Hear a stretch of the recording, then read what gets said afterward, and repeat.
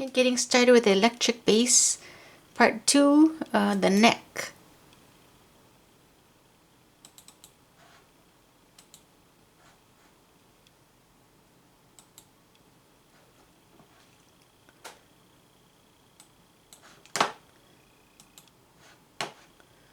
Okay, this long thing here is what is called the neck, okay, and it is really what the strings are attached to. So they're attached down here on the bridge, we'll talk about this, okay, and then they go down the neck and then over this white thing here, which is called the nut, okay. So we've got the bridge, we've got the strings, they go down the neck and over the nut into the machine head. So we'll be talking about all these bits separately, but the most important thing really about the neck is the wood that it's made out of, because most basses, the neck is made out of the wood. And then we've got the frets as well, which are these metal strips that go all the way up the neck, and you'll see as you go along they actually get shorter and closer together. And we're going to talk about fretting notes as we get further into this course, but just you know, I'll just give you a little tip that when you're playing, all you need to do is hold a string down and that changes the pitch of the actual note, because so that's how I'm getting those notes, that's how I'm changing the pitch, okay. I'm just holding the string down against the fret. Now there is best practices of where you should hold the string when you, what is called fretting, when you fret a note, that we're going to talk about in this course, but for the most part that's really it about the neck. There's the frets, the actual, I'm going to show you the back as well. This is a maple neck instrument. You can get different materials to make necks, but maple is a really, really popular neck wood. I've also played walnut neck basses, and ash neck basses as well are cropping up quite a lot these days. Some basses have more frets than others. So for instance, this bass, 15, 16, 17, 18, 19, has 19 frets. You can get basses with, I've played basses with 20 frets, I've played basses with less than that, I've played basses with 24 frets. There's lots of different combinations, and really it's no big deal, it's nothing to worry about. If you're looking at a bass and you're thinking, what should I get? Should I get a 19 fret bass, or a 24 fret bass, or whatever, you know. It's not really something that you need to be worrying about right now, but it's just good to know that, you know, those options are there, and they'll be there for you to further explore as you progress as a bass playing musician.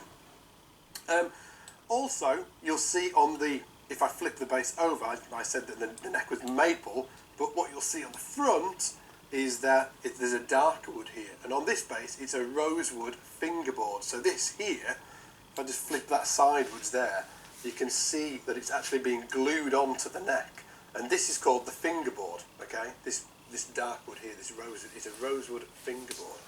And again, it's kind of sort of like I keep on seem to stating this again and again, you can get this in different wood types. So this is a rosewood board. You can get maple boards, which are lighter in colour, just like the back, it'll look like the back.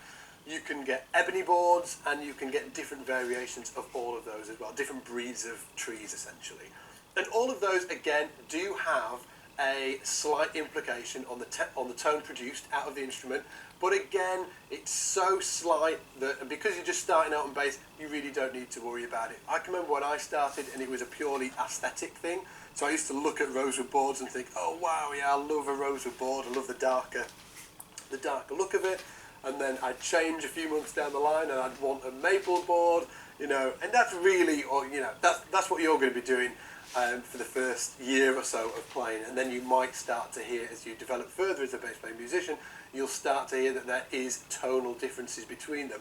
The rosewood, I would say, is, if you take the three main types, right, which is maple, rosewood and ebony, I would say that maple is the brightest sound, okay. So if you really want to hear what I think of that maple fingerboard sound, check out a bass player called Marcus Miller. He's a New York City bass player, just fantastic, killing player, great groove, great slap player as well, and he plays with maple boarded instruments, and he really, for me, depicts that maple board sound. And then the rosewood has a slightly darker sound than that, more mellow I would say, and then you've got ebony, and ebony is a dark wood. I wouldn't say it has a darker sound. I think that ebony boards have it's quite a direct sound, but I wouldn't say it's as bright as maple. I would say it's, you know, it's bright, but it's got a hint of darkness in there as well. So they're the three main board types that you'll see. Now these things on the front of the neck here are called, well, I've heard them called a gazillion different things: position markers, fretboard dots.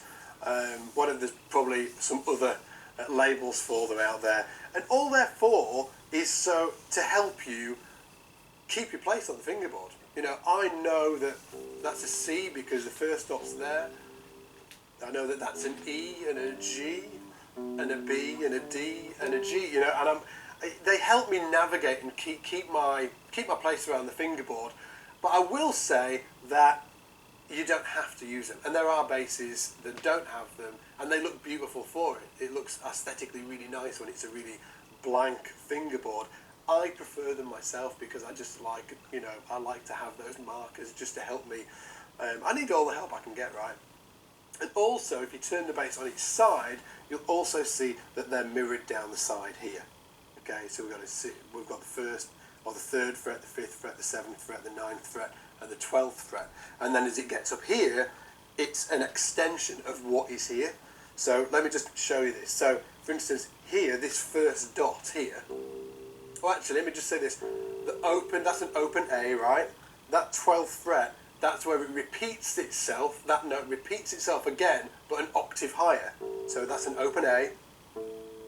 That's an A. Do da. Same for the D, the G, and then the E.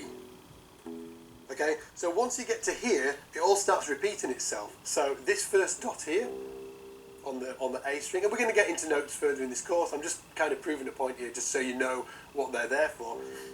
That's a C there. That's a C. So we've got a dot there and a dot there, and then this dot mirrors this dot, that dot mirrors that dot, and so on and so forth, right? So this note here is there. So as long as you remember that these double dots here are essentially where that nut is. Okay, this white thing here is called the nut. Essentially, if you remember those two double dots there are where the nut is, then you can play up here, which is great because once you learn, for instance, a C major scale down here, I know it's there. Okay, A major scale.